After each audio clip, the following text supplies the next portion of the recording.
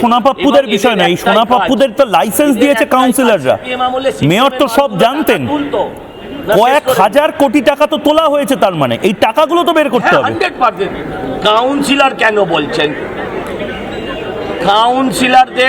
Councillor বলে সোনাপাপ্পুকে ছোট করবেন না, যে কাউন্সিলররা লাইসেন্স দিয়েছিল।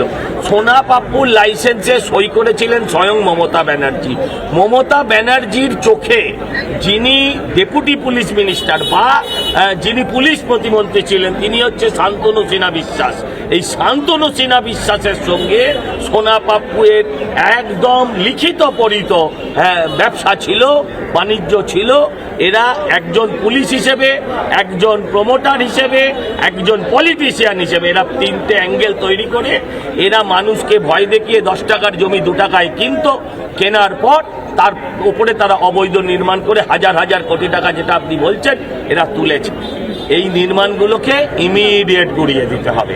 মানুষের আস্থা তৈরি হচ্ছে এই নির্মাণগুলো ভেঙে।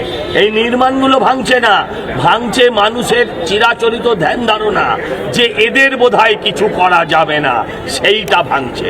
এইগুলোকে ভেঙে গুঁড়িয়ে এদের অহংকারকে একদম পথের ধুলোয় মিলিয়ে দিতে হবে।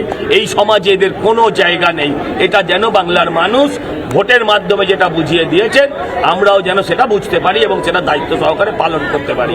থ্যাঙ্কস টু আমাদের মাননীয় মুখ্যমন্ত্রীকে, যে তিনি এত দ্রুততার সাথে, এত সুনিপুণ হাতে এই কাজটা করছেন।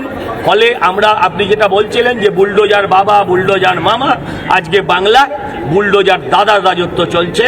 এখানে যে কোনো বেআইনি, যে কোনো অন্যায়, তাকে এইভাবেই বুলডোজ করা হবে। বেশ বেশ।